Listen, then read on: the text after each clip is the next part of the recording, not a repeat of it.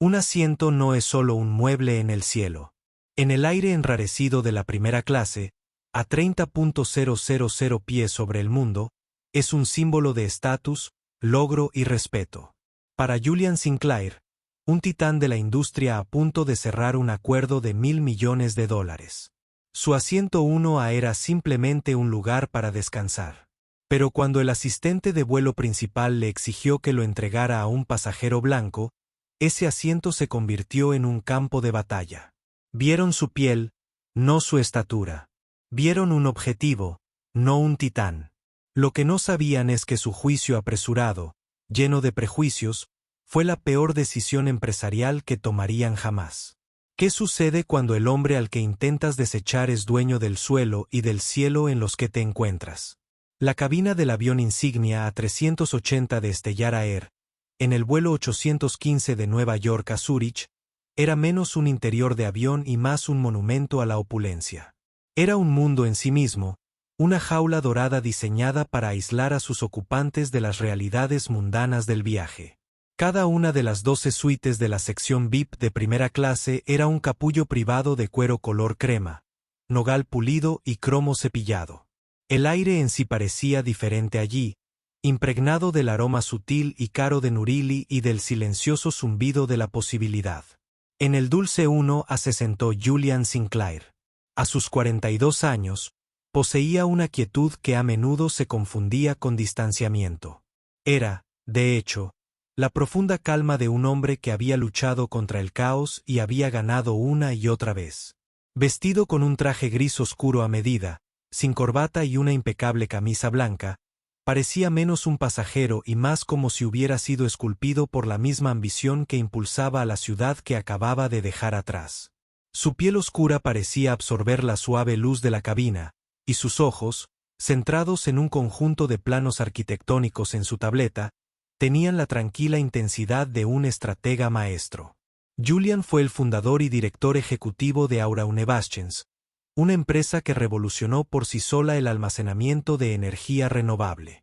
No había heredado una fortuna. Lo había construido a partir de su intelecto, coraje y una capacidad desconcertante para ver 5 movimientos por delante de todos los demás.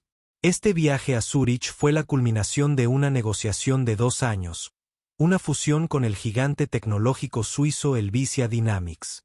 Fue un acuerdo delegado, del tipo que no solo lo convertiría en multimillonario varias veces, sino que también cambiaría fundamentalmente el panorama energético mundial. Necesitaba estar descansado, alerta y concentrado. Se suponía que Stellar Air, con su reputación de servicio impecable, sería una parte integral de esa ecuación. Apenas había registrado el embarque del último pasajero. Se había servido el champán previo a la partida, un fresco dominó en 2012, y el suave ritmo de los preparativos finales de la tripulación era una canción de cuna familiar de los viajes de lujo. El suave clic de un compartimento superior al cerrarse. El susurro de una revista. El murmullo bajo de otro pasajero hablando con el asistente. Todo era ruido de fondo hasta que el ruido llegó hasta él. Disculpe. Creo que estás en mi asiento. La voz era aguda y atravesó la atmósfera serena de la cabina como un fragmento de vidrio. Estaba impregnado de un acento que hablaba de dinero antiguo, internados y una vida de privilegios incuestionables. Julián levantó la vista lentamente, dejando de prestar atención a los complejos esquemas de su pantalla. Frente a él se encontraba un hombre de unos 50 años con una tez morena que contrastaba con su cabello rubio pálido. Llevaba una chaqueta de tweed que parecía demasiado abrigada para la cabina y un llamativo anillo dorado con su firma brillaba en su dedo meñique mientras señalaba con impaciencia el número del asiento. Este era Alistair Finch. Julián ofreció una sonrisa neutral y educada. Creo que encontrará que esto es 1A, dijo, con su voz baja y firme como un barítono. Y mi tarjeta de embarque lo confirma. Finch se burló, dando una pequeña bocanada de aire desdeñosa. Debe haber un error. Siempre estoy en la 1A. Mi asistente en Bitman Price and Sterling es meticulosa. Reserva mis viajes con un año de antelación.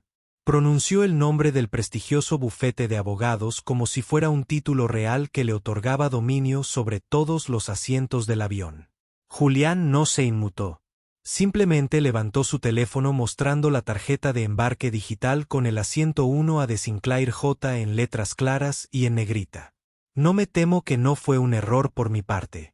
El rostro de Finch se tensó y su color se intensificó hasta convertirse en un carmesí irregular. No estaba acostumbrado a que lo contradijeran, especialmente por un hombre negro que tenía la audacia de ocupar su espacio sin disculparse. Ni siquiera miró el teléfono. En lugar de eso, le hizo señas al asistente de vuelo más cercano con un chasquido brusco e imperioso de sus dedos. La azafata principal, una mujer llamada Brenda Walls, se acercó apresuradamente. Tenía alrededor de 40 años, una yema de pelo rubio perfectamente peinado y una sonrisa permanentemente lacada en su rostro, aunque no llegaba a sus ojos fríos y calculadores. Había trabajado con Stellar Air durante 2 décadas y se comportaba con el aire de un sargento de instrucción con un uniforme de diseño. Sí, señor Finch. ¿Hay algún problema?, preguntó. Su voz resumaba un cambio de práctica. Ella lo conocía de vuelos anteriores. Era un invitado de primer nivel con medallón de diamante, una designación que en su mundo lo colocaba justo por debajo del estatus de deidad. Este hombre, resopló Finch, señalando con la barbilla a Julian, está en mi asiento. Encárgate de ello. La sonrisa profesional de Brenda brilló por un instante mientras se giraba hacia Julián. La diferencia desapareció, reemplazada por una eficiencia enérgica y condescendiente. El cálculo en sus ojos fue rápido y brutal. Por un lado, un conocido viajero frecuente blanco y rico. Al otro lado, un hombre negro al que no reconoció y que, a pesar de su caro traje, debía ser el origen del error. Señor, empezó, con un tono similar al que usaría un profesor con un niño que ha coloreado fuera de las líneas. Seguro que es solo una simple confusión. ¿Me puede mostrar su tarjeta de embarque? Julián, manteniendo su desconcertante calma, le mostró la pantalla. Como le mostré a este señor, es correcto. Asiento 1A. Brenda lo miró, pero ya había tomado una decisión. Nuestro sistema a veces puede tener fallos durante el check-in. El señor Finch es un cliente valioso que siempre se aloja en esta suite particular. Es posible que le hayan reasignado en la puerta. No lo era, afirmó Julián simplemente. Me registré en línea ayer. Yo elegí este asiento. No ha habido notificaciones de ningún cambio. Una azafata más joven, Chloe, una mujer de unos 20 años con ojos grandes y serios, se quedó cerca, reacomodando las servilletas. Podía sentir que la tensión aumentaba y supo instintivamente que algo andaba mal. Ella vio claramente la tarjeta de embarque de Julián. Era válido. Ella vio la postura arrogante de Finch y la respuesta aduladora inmediata de Brenda. Finch, cada vez más agitado, intervino. Mira, no tengo tiempo para esto. Mi vuelo a Ginebra hace escala en Zúrich. Necesito instalarme. Brenda volvió toda su atención a Julián. Su sonrisa había desaparecido por completo. Señor, voy a tener que pedirle que se mueva. Tenemos un lindo asiento para ti en 4B. No fue una petición. Fue una orden. Y la implicación era clara. A pesar de la evidencia, a pesar de la prueba digital, su reclamo sobre ese espacio estaba siendo invalidado en favor del hombre que sentía que pertenecía allí más. Julián miró a Brenda, luego a Finch, y vio todo al descubierto. Toda una vida de microagresiones destiladas en un momento feo y decisivo. No solo le pedían que cambiara de asiento. Le decían que no pertenecía al frente. Sin embargo, su calma no se rompió. Se endureció. No, dijo Julián, y la palabra aterrizó con el peso de un ancla caída. Estoy en el asiento que me fue asignado en mi boleto comprado. No me moveré. La cabaña, que una vez fue un remanso de tranquilo lujo, ahora era silenciosa y eléctrica. Los demás pasajeros, titanes de las finanzas y de la industria, estaban ahora observando. La jaula dorada se había convertido en un escenario, y Brenda Walls, habiendo tomado su decisión, estaba a punto de repetir el peor error de su carrera. Brenda Walls no estaba acostumbrada a que le dijeran que no, especialmente un pasajero al que ya había categorizado mentalmente como el que estaba equivocado. Para ella, la jerarquía era simple.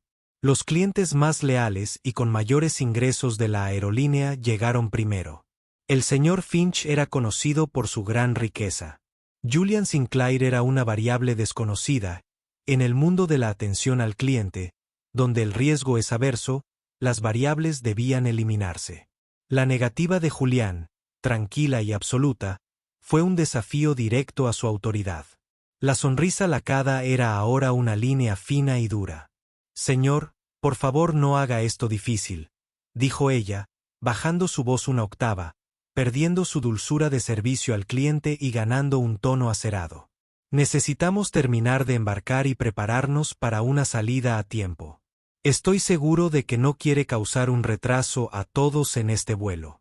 Fue una táctica clásica, utilizar el colectivo como arma contra el individuo.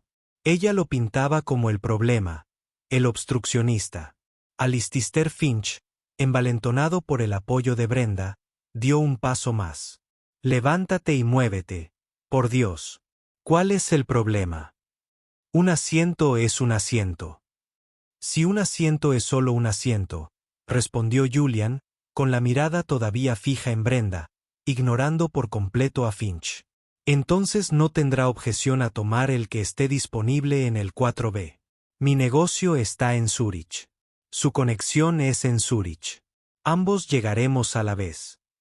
La lógica era irrefutable, y eso solo pareció enfurecer a Finch y Brenda Moore. No se trataba de lógica. Se trataba de estatus y de un código tácito de quien puede exigir y quien debe ceder. Ese no es el punto, espetó Brenda. El punto es que yo, como sobrecargo principal en este vuelo, le estoy indicando que se reubique. Es mi trabajo resolver las discrepancias de asientos. Entonces resuélvalo respetando mi boleto, escuchó Julie, con una voz aún desesperadamente serena. Ha visto mi tarjeta de embarque. Es correcta. No me ha mostrado ninguna documentación que sugiera lo contrario. No está resolviendo una discrepancia. Está creando una basada en la preferencia de un pasajero. Chloe, la azafata junior, se adelantó un poco. Brenda, susurró, con una voz apenas audible. Su pase es válido. Lo vi. Quizás pueda revisar el manifiesto en la tableta. Quizás la reserva del señor Finch. Brenda le lanzó una mirada que podía cuajar la crema. No te metas en esto, Chloe. Sé cómo manejar esto. Ella se volvió hacia Julián, sintiendo que su paciencia se había agotado por completo. Señor, ya estoy harto de esto. Tenemos procedimientos para pasajeros que no cumplen. Si no desocupa el asiento inmediatamente, me veré obligado a llamar al capitán. La palabra no conforme flotaba en el aire, una escalada deliberada. Era el lenguaje que se usaba para referirse a pasajeros revoltosos, a menudo ebrios o agresivos. Aplicarlo a un hombre sentado tranquilamente en su asiento asignado fue una descripción grosera e intencionadamente errónea de la situación.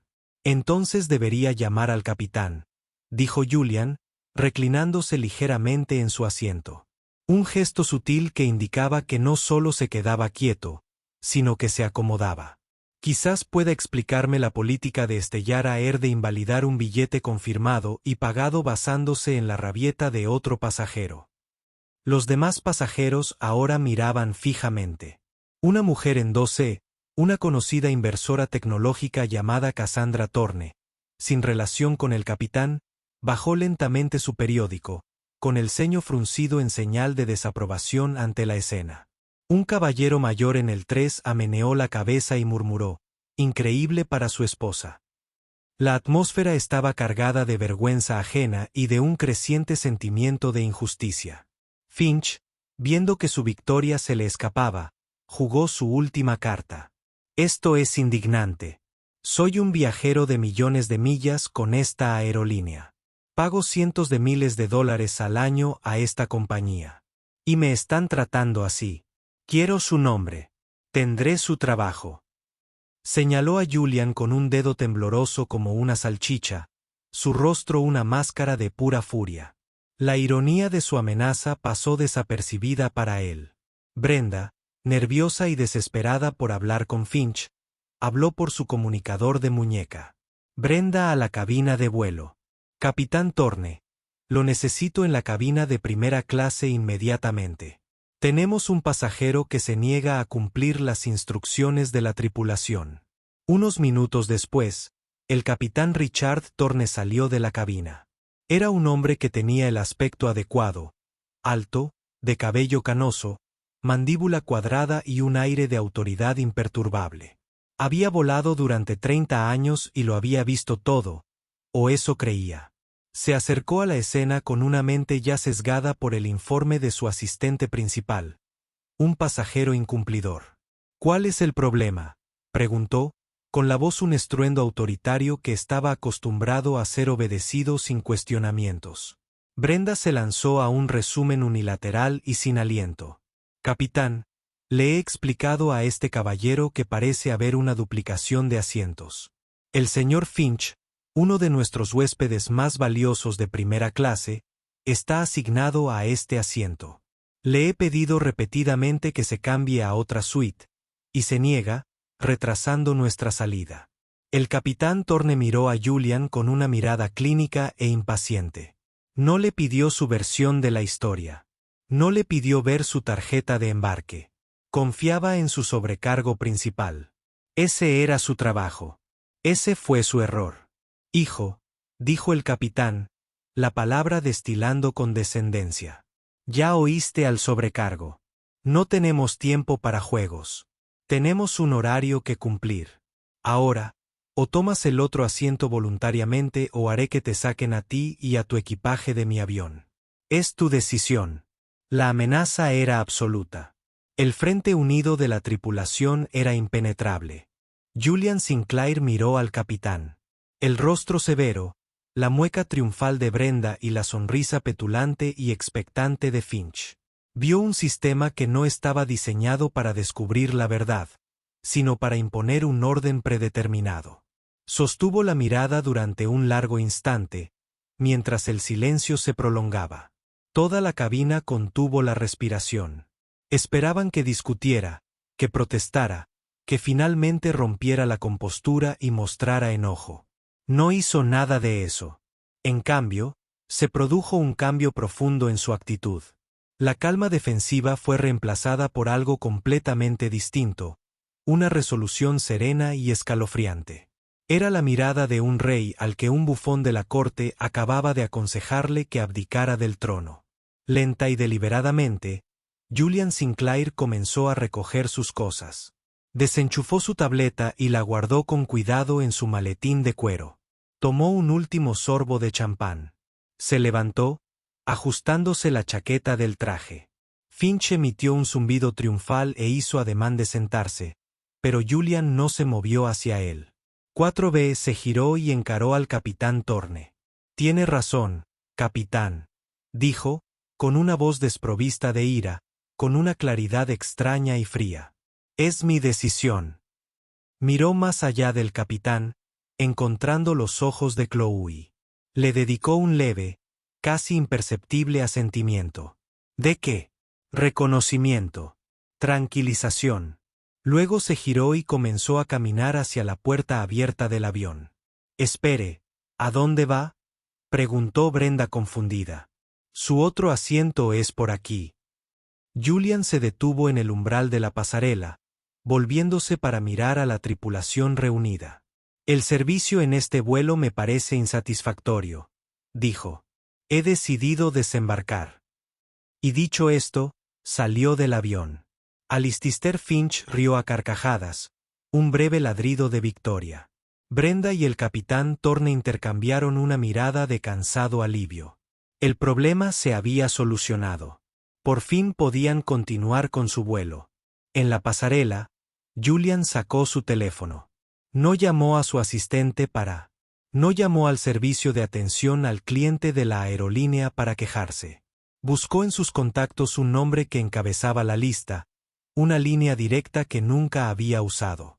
El nombre en la pantalla decía, Sir Gideon Drake, presidente del Consejo de Administración de Stellara Global Holdings.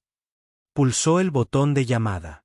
Gideon, dijo Julian con voz tranquila mientras observaba al personal de tierra por la ventanilla.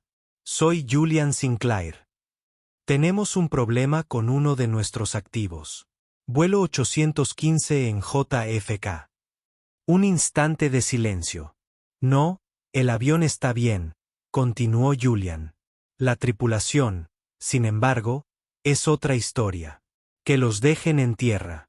Que el vuelo se detenga inmediatamente. De vuelta en el A380, una sensación de alivio se apoderó de la tripulación. La interrupción había terminado. Alistair Finch se había acomodado triunfalmente en el asiento 1A, exigiendo ya otra copa de champán a Chloe, que ella le ofreció con mano temblorosa y la mirada baja. Brenda Walls supervisaba las últimas comprobaciones de cabina con renovado vigor. Su autoridad se impuso con éxito. El capitán Thorne se había retirado a la cabina, ansioso por recuperar el tiempo perdido. Desde su perspectiva, un pequeño inconveniente se había gestionado con profesionalidad. «¿Ves?», le dijo Brenda en voz baja a Chloe, ordenando una pila de menús con un chasquido brusco. «Así es como se trata a los pasajeros difíciles». «Firme, justo y rápido», murmuró Chloe sin comprometerse. «Sí, Brenda». Pero tenía el estómago hecho un nudo. Sabía que lo que había presenciado no era justo. Era una humillación. Había visto el rostro de Julian Sinclair al irse, no de enojo, sino de algo mucho más inquietante. Era una mirada de profunda decepción, seguida de una inquietante determinación. Habían pasado menos de 5 minutos desde que Julian había puesto un pie en la pasarela. La puerta principal de la cabina seguía abierta, esperando los últimos trámites de la gente de la puerta. Los motores zumbaban, listos para arrancar y retroceder. Todo transcurría con normalidad. Entonces, la voz del capitán resonó por el intercomunicador de la cabina, aguda y cargada de una urgencia repentina y discordante. «Brenda, presentate en la cabina de vuelo ahora». El tono era tan diferente de su habitual orden tranquila que provocó una oleada de alarma en la cabina. Brenda, con su ánimo triunfal desvaneciéndose al instante, se apresuró hacia la cabina. Los demás pasajeros que se habían estado acomodando, de vuelta a sus rutinas previas al vuelo, levantaron la vista, presintiendo que un nuevo capítulo del drama estaba a punto de comenzar. Brenda se deslizó en la cabina, cerrando la puerta tras ella. El capitán Thorne estaba en su asiento, con los auriculares torcidos. El primer oficial miraba fijamente la consola, pálido. El capitán no miraba los instrumentos. Miraba la puerta de la cabina, con una expresión de absoluta incredulidad. «¿Qué pasa, Richard?», preguntó Brenda. «Problemas con el agente de la puerta». El capitán Thorne giró su silla para mirarla. El hombre seguro y autoritario de hacía unos minutos había desaparecido. En su lugar había un hombre que parecía haber sido alcanzado por un rayo. «Acabo de recibir una llamada», dijo, con la voz casi como un susurro. En el teléfono satelital, la llamada provenía del Centro de Operaciones Globales de Stellara en Londres. Pero la llamada provenía del presidente. A Brenda se le heló la sangre. Sir Gideon Drake, el presidente de toda la corporación matriz.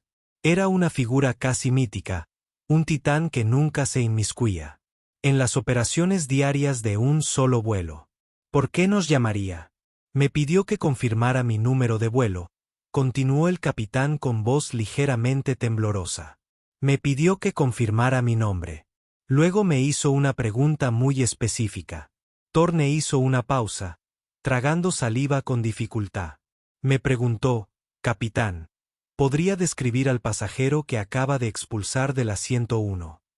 La mente de Brenda daba vueltas. ¿Expulsado? No lo expulsamos. Optó por quejarse. Así no es como lo ve el presidente. La voz de Brenda Thorne se alzó, quebrada por la tensión. Describí al hombre. Negro, bien vestido, tranquilo, y luego hubo un silencio en la línea, solo por un segundo. Entonces Sir Gideon dijo, el capitán miró a Brenda, con los ojos abiertos, lleno de horror. Dijo, Richard, acabas de echar al dueño de esta aerolínea de su propio avión. Las palabras flotaron en el aire estéril de la cabina, como si le quitaran todo el oxígeno. Brenda sintió una oleada de mareo. No podía ser. Era imposible. Una broma. Un error. ¿Dueño? ¿De qué estás hablando? Stellara Air cotiza en bolsa, propiedad de Stellara Global Holdings. Y hace 3 meses, el capitán interrumpió con voz ronca. Una participación mayoritaria en Stellara Global Holdings fue adquirida por una firma de capital privado, una firma llamada Aura Capital. Aura. El nombre resonó en la mente de Brenda. Recordó el sutil y elegante logotipo. En el maletín del hombre. Aura Unebastions, Aura Capital. La embistió con la fuerza de un golpe. El pasajero silencioso e incumplidor del 1A no era solo un exitoso técnico. Era el hombre. El que estaba en la cima de la jerarquía a quien había dedicado tanto. Julian Sinclair. Hay más, dijo el capitán Thorne, con el rostro ceniciento. Sir Gideon me informó que la adquisición del señor Sinclair se realizó de manera silenciosa.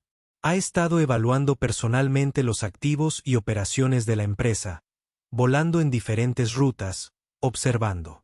Quería tener una visión sin adornos de su nueva empresa antes del anuncio público el próximo mes. Oh, Dios mío, suspiró Brenda, dejándose caer contra la pared de la cabina. Sí que lo consiguió, dijo el capitán con amargura. Obtuvo un asiento en primera fila para presenciar la intolerancia y la incompetencia de su propio personal. Sir Gideon fue explícito. Sus instrucciones fueron muy claras. Miró a Brenda y ahora no había camaradería, ni alivio compartido. Lo único que había era pánico puro y duro y la creciente realidad de su ruina compartida. El señor Sinclair ha suspendido el vuelo indefinidamente. ¿Conectado a tierra? No podemos estar castigados. Tenemos otros 300 pasajeros. A ellos no les importan los demás pasajeros en este momento. Brenda. Les preocupa el hecho de que el hombre que firma todos nuestros cheques de pago acaba de ser humillado por sus propios empleados. El capitán respiró profunda y temblorosamente. La orden se mantiene. Este avión no se mueve. Y eso no es todo. Hizo una pausa y las últimas palabras se le quedaron atrapadas en la garganta. En la puerta de embarque nos recibirán el personal de seguridad y la dirección de la aerolínea. Nuestras credenciales serán revocadas. Seremos escoltados fuera del recinto. Miró a Brenda directamente a los ojos. Todo el peso de la catástrofe finalmente cayó sobre nosotros. Brenda, estamos despedidos. Todos nosotros, yo, el primer oficial, usted, toda la tripulación de cabina, con efecto inmediato. Brenda lo miró sin palabras. Despedido. No suspendido. No reprendido. Despedido en el acto. 20 años de servicio construyendo a su pequeño ladrón en el cielo se evaporaron en 5 minutos debido a un juicio apresurado. Un prejuicio que había permitido que guiara sus acciones. Desde afuera de la puerta de la cabina, la calma de la misma fue interrumpida por la voz autoritaria de un supervisor de la puerta que hablaba por el sistema de megafonía. Damas y caballeros, les pedimos disculpas por la demora. El capitán nos ha informado que el vuelo 815 está cancelado debido a un problema operativo imprevisto. Por favor, reúna sus pertenencias y prepárese para desembarcar. Una ola de gemidos y parloteo confuso surgió de entre los pasajeros. Alistair Finch, en el asiento 1A, miró a su alrededor con furia, privado de su marcha triunfal. ¿Cancelado? ¿Qué diablos está pasando? Él gritó sin dirigirse a nadie en particular. Para Brenda Walls y el capitán Richard Thorne, atrapados en el repentino silencio de la cabina, La respuesta fue terriblemente clara. Toda la tripulación había sido despedida y su mundo se estaba derrumbando a su alrededor. El desembarque de un vuelo internacional cancelado es un caos ordenado, un río lento de frustración. Pero para la tripulación del vuelo 815, fue una vergüenza. Mientras el último pasajero descendía de la pasarela, dos gerentes de aeropuerto de Stellara con rostro severo y un equipo de seguridad uniformado subieron al avión. No hablaron con la tripulación como colegas. Se dirigieron a ellos como sujetos de una investigación interna.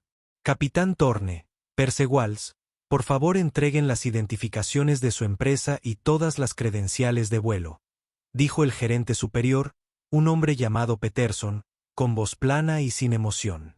Había recibido sus órdenes directamente del vicepresidente de operaciones, quien a su vez las había recibido de un CEO muy asustado, que acababa de colgar el teléfono con un apoplético Sir Gideon Drake.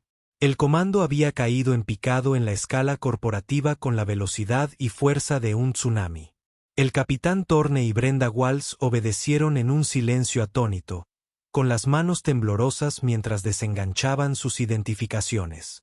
El resto de la tripulación, incluida Chloe, fue reunida en la cocina y recibió la misma instrucción. Estaban amontonados como prisioneros, sus rostros eran una mezcla de confusión, miedo y una creciente comprensión. Mientras los escoltaban a través de la terminal, pasando junto a sus antiguos pasajeros, que ahora se agolpaban en el mostrador de la puerta de embarque, exigiendo respuestas, la humillación fue absoluta. Eran profesionales un momento y parias al siguiente. Brenda vio el rostro surcado de lágrimas de Chloe y sintió una punzada de algo. Culpa quizás, pero fue rápidamente superada por su propia ira abrasadora y autocompasión. La noticia se difundió con una velocidad asombrosa. No empezó con un comunicado de prensa de Stellara Air.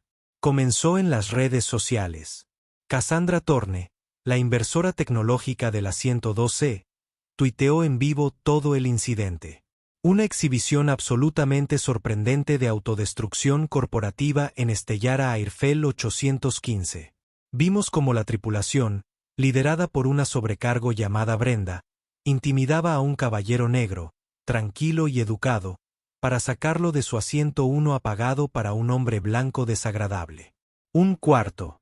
El capitán apoyó a su tripulación sin siquiera escuchar. El caballero simplemente se explicó. 5 minutos después, el vuelo fue cancelado. El rumor que corre por la cabina es que el hombre al que expulsaron es el dueño de la aerolínea. Esto no lo puedes inventar. Colapso aéreo de Astara, 2 trimestres. Cuando el equipo despedido fue procesado y abandonado sin contemplaciones en la acera frente al aeropuerto JFK, el hashtag era tendencia mundial. Los furgones de noticias ya estaban en camino al aeropuerto. La historia era irresistible, un cuento de justicia poética, de karma brutal instantáneo. El karma, sin embargo, apenas estaba comenzando su cascada. En el caso de Alistair Finch, al principio estaba furioso por la cancelación, irrumpió en el mostrador de atención al cliente y exigió una compensación, un jet privado y el número de teléfono personal del director ejecutivo. Culpó en voz alta al pasajero disruptivo que había causado todo el problema. Su tono cambió cuando su teléfono empezó a vibrar incesantemente. Un asociado junior de su firma de abogados, Bitman Price and Sterling, estaba en la línea. Su voz sonó en pánico. «Alistair, ¿qué hiciste? La firma es tendencia en Twitter. Hay un video. Alguien, probablemente otro pasajero, había filmado parte del enfrentamiento. El video mostró a Finch, con la cara roja y balbuceando, exigiendo que Julian se moviera. Demostró su arrogancia con crudos e implacables detalles. Para un prestigioso bufete de abogados que acababa de gastar millones en una nueva campaña de diversidad e inclusión. Las imágenes fueron una bomba de hidrógeno para las relaciones públicas. Al final del día, Alistair Finch fue suspendido.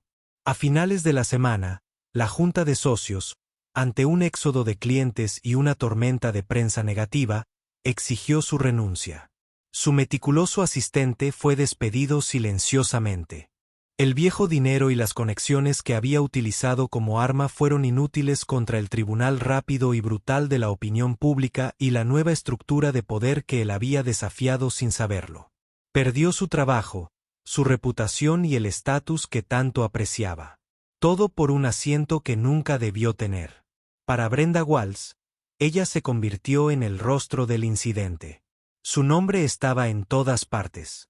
Ella trató de defenderse en una desastrosa entrevista con un sitio de noticias sensacionalista, afirmando que estaba siguiendo el procedimiento y que la situación fue manejada profesionalmente.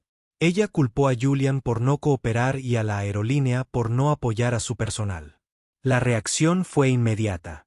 Antiguos colegas y pasajeros contaron historias sobre su comportamiento pasado, un patrón de deferencia hacia los hombres blancos ricos mientras trataba a otros pasajeros con desdén.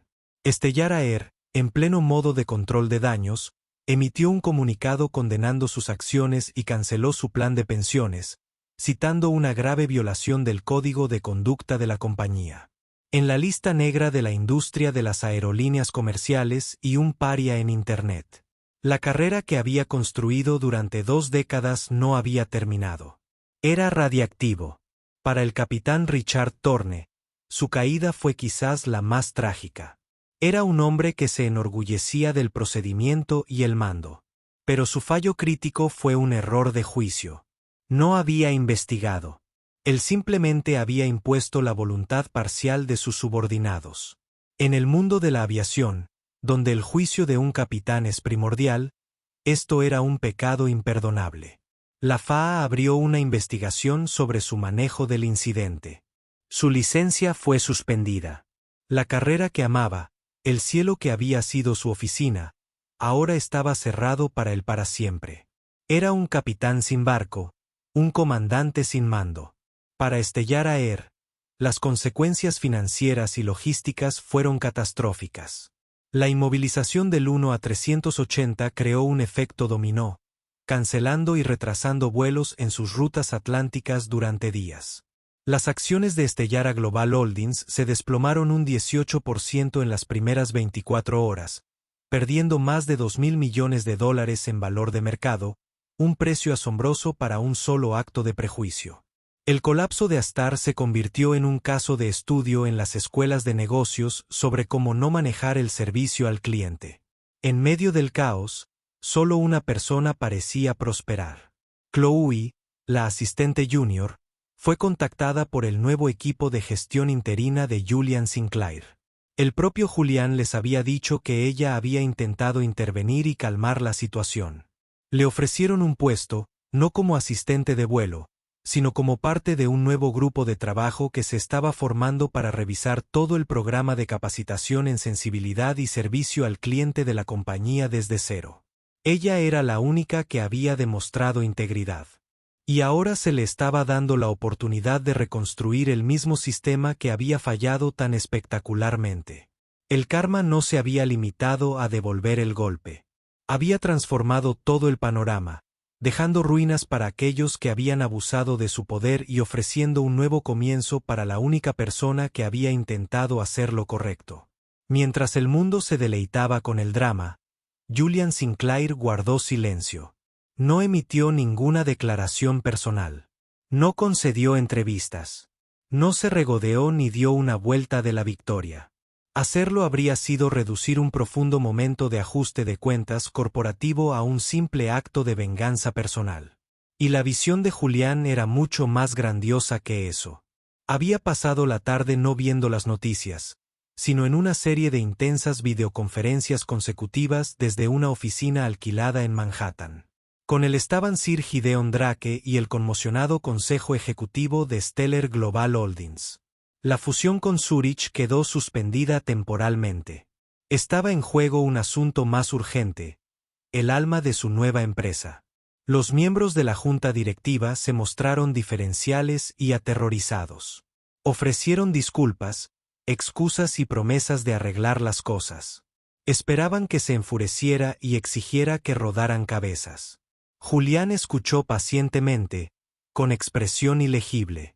Cuando terminaron sus disculpas en pánico, finalmente habló, y su voz cortó el parloteo corporativo con precisión quirúrgica.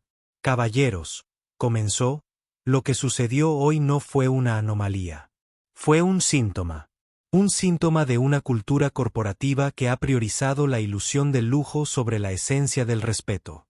Una cultura que ha enseñado a sus empleados a evaluar el valor de una persona por el color de su piel o la percepción de su bolsillo, en lugar de por su simple humanidad. Hizo una pausa para que las palabras se asimilaran. Brenda Walls y Richard Thorne no eran manzanas podridas. Eran el producto de un huerto podrido. Despedirlos no era la solución. Fue una amputación necesaria para detener la propagación de una enfermedad. Pero la enfermedad persiste. Nuestra tarea no es castigar. Es sanar, reconstruir. Durante las siguientes horas, Julian expuso su visión.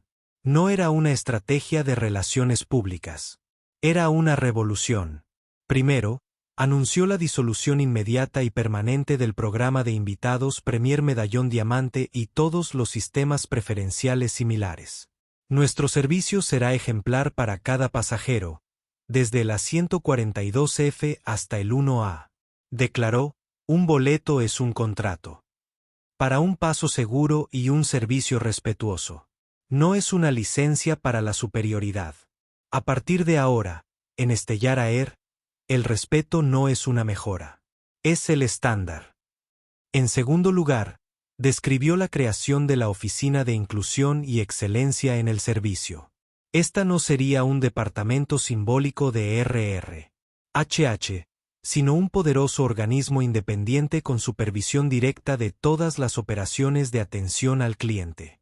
Anunció que su primera directora sería Chloe, la azafata junior que había intentado intervenir. Construiremos esta nueva cultura desde cero, liderada por quienes ya poseen la brújula moral que deseamos inculcar en todos, explicó ante el asombro de la Junta. Chloe contaría con un equipo y un presupuesto multimillonario para crear un nuevo programa de capacitación desarrollado en colaboración con destacados sociólogos y expertos en ética. Todos los empleados de Stellara, desde los manipuladores de equipaje hasta el director ejecutivo, estarían obligados a completarlo. En tercer lugar, se dirigió a los pasajeros del vuelo 815 cancelado. Cada pasajero recibiría un reembolso completo, un vale de viaje por 10 veces el valor de su billete original y una disculpa personal por escrito firmada por él. Pero fue más allá. Anunció la creación de la Fundación Stellar. La rama benéfica de la compañía se establecerá con una dotación inicial de $100 millones. Su misión será financiar becas educativas y subvenciones empresariales para comunidades subrepresentadas. Convertiremos un momento de desdicha en un legado de oportunidades, declaró. Finalmente, se refirió a la propia marca de la compañía. Stellar Air, explicó, estaba manchada. En 6 meses, la aerolínea se renovará por completo. Un nuevo nombre, una nueva imagen, una nueva identidad.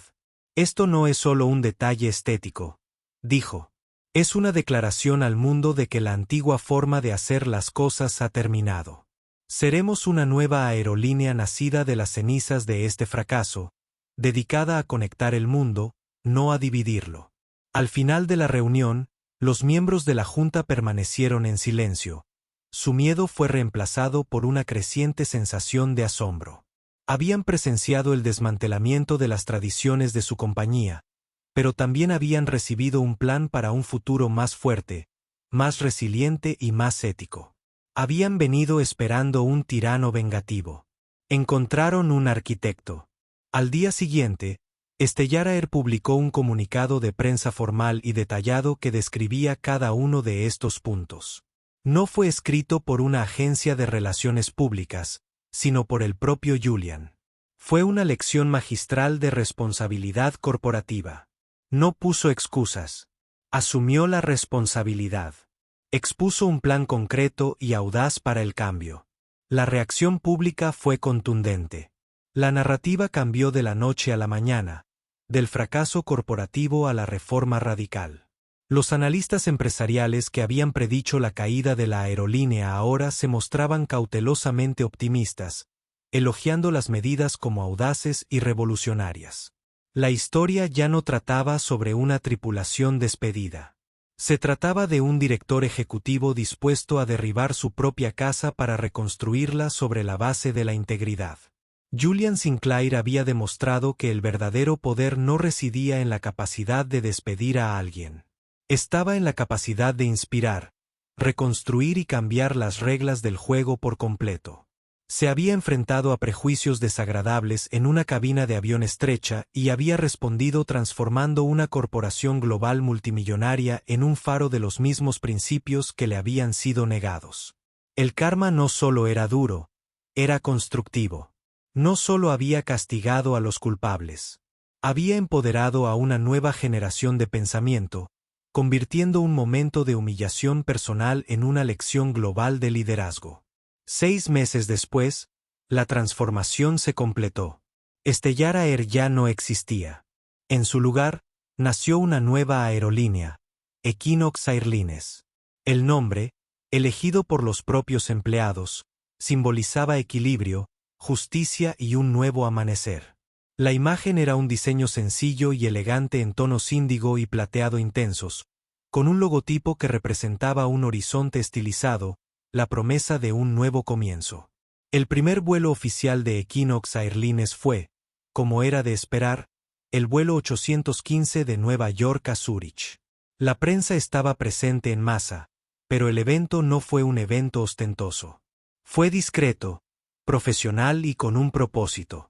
Dentro del rediseñado A380, los cambios fueron sutiles pero significativos. La sección VIP de primera clase ahora se llamaba simplemente Suite Ejecutiva Internacional. El llamativo nogal y el cromo se reemplazaron por materiales sostenibles y una estética moderna más discreta. El espíritu de opulencia había sido reemplazado por un espíritu de sofisticada comodidad accesible para todos. Compró un billete para esa cabina. De pie cerca de la puerta de embarque, saludando a cada pasajero con una sonrisa cálida y sincera, estaba Chloe. No estaba sirviendo champán. Era la nueva vicepresidenta de experiencia a bordo de la aerolínea. En tan solo medio año, había pasado de ser una auxiliar de vuelo junior nerviosa a una ejecutiva segura de sí misma, clave en el diseño de la nueva filosofía de servicio de Equinox. Su programa de formación, el estándar Equinox, ya se consideraba un nuevo referente en la industria. El último pasajero en embarcar fue Julian Sinclair. Esta vez no llevaba traje, sino un cómodo jersey de cachemir. Se dirigía a Zúrich para firmar finalmente la fusión con el Betia Dynamics, un acuerdo ahora aún más valioso gracias a la prensa positiva y al fortalecimiento de la identidad de marca de su holding de aviación. Llevó su propia maleta y encontró su asiento. No había elegido la 1A. Estaba en la 3B, una suite normal. Mientras se acomodaba, se le acercó un auxiliar de vuelo, un joven de rostro amable. Señor Sinclair, dijo el asistente con voz respetuosa, pero no aduladora. Bienvenido a bordo. ¿Puedo traerle algo de beber antes de partir? Un poco de agua estaría perfecto, gracias, respondió Julian con una sonrisa. Miró a su alrededor en la cabina. Vio a pasajeros de todas las razas y orígenes tratados con el mismo respeto sereno y eficiente por la nueva tripulación. No vio ningún trato especial, ninguna adulación por el estatus percibido. Vio la personificación de la cultura que había luchado por crear. Captó la mirada de Chloe desde el otro lado de la cabina. Ella le dedicó un pequeño y orgulloso asentimiento. Él se la devolvió. No hicieron falta palabras. Mientras el avión regresaba de la puerta de embarque suave y puntualmente, Julian miró por la ventana la extensa extensión del aeropuerto. Pensó en Brenda Walls, quien, según se decía, ahora trabajaba como despachadora para una pequeña empresa de camiones en otro estado. Pensó en el capitán Thorne, que se había retirado en desgracia, y en Alistair Finch, cuyo nombre ahora era sinónimo de arrogante derecho en los círculos legales. Su caída no le había traído ninguna alegría.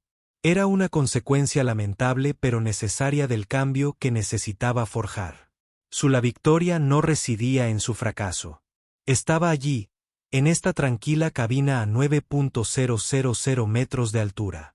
Estaba en la voz serena y respetuosa del auxiliar de vuelo, la confianza del nuevo vicepresidente al que había empoderado y la simple y poderosa idea de que la dignidad de una persona nunca debe negociarse. El avión ascendió, abriéndose paso entre las nubes hacia un sol brillante e infinito. Julian Sinclair, el hombre al que habían intentado expulsar, se recostó en su asiento. No como propietario, ni como director ejecutivo, sino simplemente como un pasajero en un viaje. Volaba en una aerolínea que finalmente era digna de sus pasajeros. Un fénix que resurgió de las cenizas del prejuicio, remontando hacia un cielo más brillante y equitativo. 18 meses es toda una vida en la industria de la aviación. En ese tiempo, Equinox Airlines había pasado de recuperarse de una crisis de relaciones públicas a ser un pionero improbable. Su puntualidad era impecable. Sus índices de satisfacción del cliente eran los más altos de la industria. Y, contrariamente a las predicciones de sus cínicos rivales, eran rentables. El estándar de respeto universal de Equinox resultó ser una brillante estrategia de marketing y retención. Los pasajeros se sintieron valorados y los empleados, empoderados y respetados, brindaron un servicio inigualable. La revolución que comenzó en el asiento 1A estaba funcionando. Pero para quienes se vieron arrastrados por la oleada inicial de cambio, 18 meses fueron un proceso largo y lento. David Chen solía caminar por las lujosas alfombras de la cabina de un A380. Ahora caminaba por la pista agrietada y manchada de aceite de un aeropuerto regional de Chicago. Era uno de los auxiliares de vuelo del vuelo 815 original de Stellara Airfleet. No había sido un antagonista como Brenda ni una autoridad fallida como el capitán Thorne. Había sido algo mucho más común, un cómplice silencioso. Había estado en la cocina puliendo copas de vino y había presenciado cómo se desarrollaba todo el drama. Sabía que estaba mal. Vio la validez de la tarjeta de embarque de Julian Sinclair. Pero Brenda era la sobrecargo, la reina indiscutible de la cabina, y desafiarla era provocar su ira. Así que David, como los demás, había elegido el camino de menor resistencia. Había mantenido la cabeza baja y la boca cerrada. El precio de su silencio fue su carrera. Ser despedido del vuelo de la catástrofe lo convirtió en intocable. Ninguna aerolínea importante lo contrataría. Ahora era agente de rampa para una empresa de servicios aeroportuarios externa, cargando equipaje y dirigiendo aeronaves con bastones naranjas brillantes en el gélido viento de Chicago. Un fantasma que acechaba la industria que lo había expulsado. Su puesto le otorgaba un asiento en primera fila para la aerolínea que sin darse cuenta ayudó a crear. A menudo veía los elegantes aviones Equinox de azulejos índigo entrar en las puertas. Observaba a sus tripulaciones, un grupo diverso y enérgico que se movía con una confianza diferente a la de las antiguas tripulaciones del Stellara. Sonreían más. Se ayudaban mutuamente. Trataban al personal de tierra, gente como él, con un respeto que rara vez le habían mostrado las tripulaciones de vuelo en su vida anterior. Los observaba con una mezcla tóxica de envidia, resentimiento y un profundo y persistente arrepentimiento. Una ventosa tarde de martes, un Equinox A321 con destino a San Francisco tuvo un problema con su unidad de potencia en tierra. El retraso fue indefinido, dejando varados a los pasajeros en el avión. El equipo de David se encargó de ayudar. Al acercarse al avión, vio un rostro familiar a través de la ventana de la cabina hablando con el capitán. Era Chloe. Había oído que la habían ascendido, pero verla allí con un elegante traje de ejecutiva, dirigiendo la situación con una serena autoridad que nunca antes había visto en ella, fue desconcertante. Ya no era la tímida auxiliar de vuelo. Era una líder. A medida que el retraso se prolongaba, comenzó una conmoción cerca de la entrada de la pasarela. Un pasajero, un hombre de aspecto adinerado con un chándal de diseño, le gritaba a la gente de la puerta. Su vuelo de conexión a Tokio estaba ahora en peligro, y exigía a Equinox que le alquilara un jet privado. Era una escena que recordaba inquietantemente a Alistair Finch. El mismo derecho, la misma arrogancia, la misma creencia de que sus inconvenientes personales lo superaban todo. El agente de la puerta estaba intentando manejarlo según las reglas, el manual estándar de Equinox, ofreciendo disculpas, soluciones para cambiar de reserva y vales de comida. Pero el hombre era implacable. Su voz se alzaba, sus gestos, más agresivos. Otros pasajeros se agitaban. David, de pie junto a su carrito de equipaje, observaba. El viejo instinto, agudizado bajo la lluvia de Brenda Walls, le gritaba: «No te metas. No es tu problema. Mantén la cabeza gacha». Pero entonces miró el avión Equinox. Vio el nuevo logotipo, el símbolo de una nueva forma de vida. Pensó en su propia situación miserable, resultado directo de ese mismo instinto de no hacer nada. Había permanecido impasible una vez mientras ocurría una injusticia, y le había costado todo. ¿De verdad iba a volver a hacerlo? ¿Sería así para siempre? Algo en su interior se quebró. Caminó tranquilamente hacia la puerta. No se dirigió al pasajero. Habló con el nervioso agente de la puerta. «Disculpe», dijo David con voz firme. «Soy de los servicios de tierra. El capitán acaba de ser informado de que la nueva GPU está lista en 5 minutos. Deberíamos estar encendidos y listos para el regreso en 15 minutos». Era una ligera exageración. La unidad estaba en camino, pero el plazo era optimista. Sin embargo, era una información diseñada para calmar la situación. Luego se volvió hacia el pasajero enfadado, no con confrontación, sino con empatía. «Señor», dijo con calma, «yo era auxiliar de vuelo. Yo sé lo frustrante que es perder una conexión, especialmente una a Tokio, pero puedo asegurarle que esta tripulación hará todo lo posible para que le reubiquen en el mejor vuelo posible una vez que aterrice. Su sistema es increíblemente eficiente. Gritarle a la gente no cambiará la mecánica del avión. Su actitud tranquila, su conocimiento interno y el simple acto de validar la frustración del hombre mientras lo redirigía con suavidad parecieron perforar la burbuja de ira. El pasajero, desconcertado, farfulló un momento, luego pareció desinflarse un poco. «¿15 minutos? ¿Estás seguro?», dijo David. «Le será más rápido estar en el avión listo para partir que estar aquí afuera cuando cierren la puerta». Justo entonces, Chloe salió de la pasarela.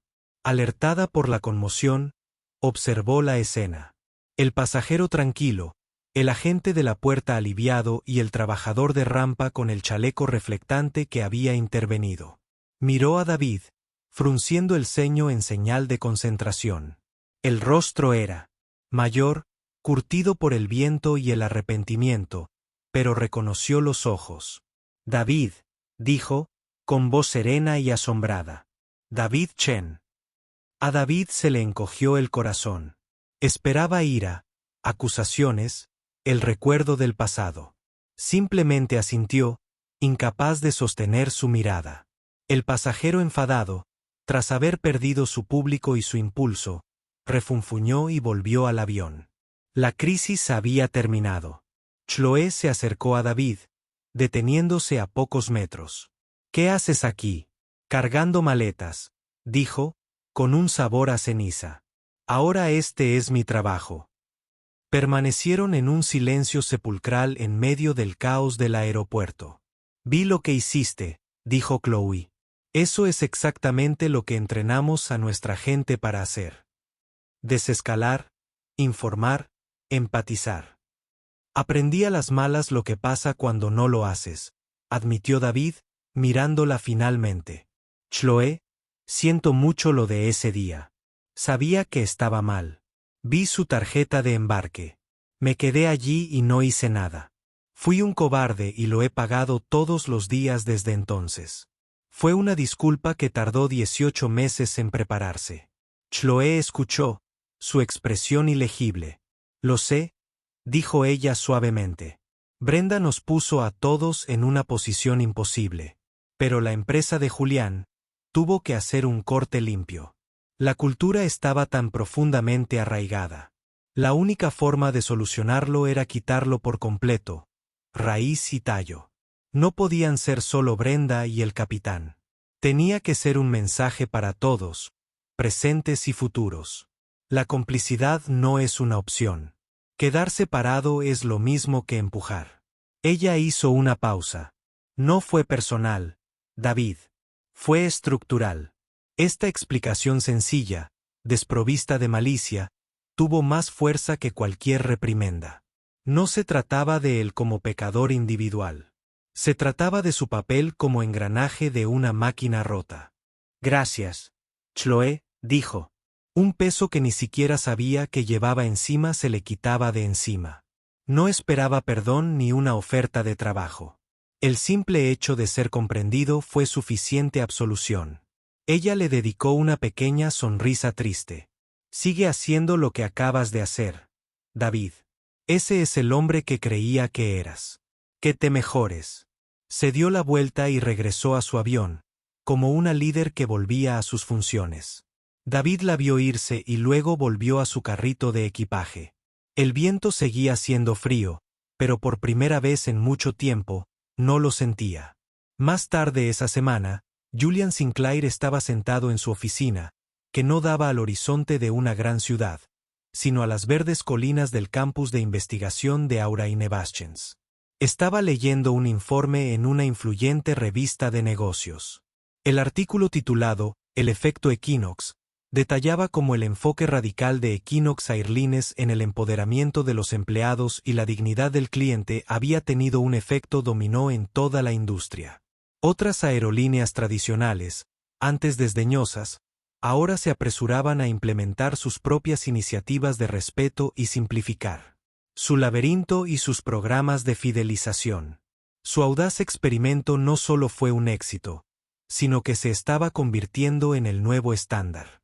Su computadora sonó con un nuevo correo electrónico. Era un breve mensaje de una sola línea de Chloe. Asunto: una victoria en Chicago. Cuerpo: estarás orgulloso de lo que sucedió hoy. La cultura se mantiene. Julian sonrió. No necesitaba saber los detalles. Sabía que la decisión más valiente que había tomado en su vida no fue despedir a toda la tripulación de vuelo. Fue confiar en la decencia fundamental de personas como Chloe y construir un sistema que fomentara y protegiera esa decencia. La historia del vuelo 815 nunca se trató realmente de un asiento, un avión o la venganza de un multimillonario. Se trató del momento en que se trazó una línea, obligando a todos a elegir un bando. El karma definitivo no fue la rápida y satisfactoria caída de los antagonistas, sino el lento, silencioso y arduo proceso de construir algo mejor en su lugar. Fue la transformación de un asistente tímido en un líder seguro de sí mismo. Fue la redención de un hombre en un asfalto frío que finalmente encontró su voz al elegir la empatía en lugar de la apatía. Julian sabía que el verdadero cambio no se medía en precios de acciones ni comunicados de prensa. Se medía en las miles de pequeñas decisiones individuales que se tomaban cada día, mucho después de que las cámaras se hubieran ido. Decisiones que demuestran que la integridad no es solo una virtud moral, sino la única moneda con un valor real y duradero. Esta no era solo una historia de venganza. Se trataba de una revolución de valores, demostrando que el verdadero poder no se trata de privilegios, sino de principios. Julian Sinclair podría haber exigido una disculpa, pero en cambio eligió desmantelar todo el sistema que hizo posible tal insulto. Demostró que el karma definitivo no es solo ver al culpable castigado, sino usar un momento de oscuridad para construir un mundo mejor y más brillante para todos. Esta historia es un testimonio de que la integridad, cuando se ejerce con inteligencia y visión, es la fuerza más poderosa para el cambio. Si esta historia de justicia y transformación te resonó, por favor, dale a me gusta para hacérnoslo saber. Compártela con alguien que necesite ver que se hace lo correcto, incluso cuando es difícil y puede tener consecuencias que cambian el mundo. Y lo más importante, Suscríbete a nuestro canal para ver más dramas de la vida real donde el karma da el veredicto final inolvidable.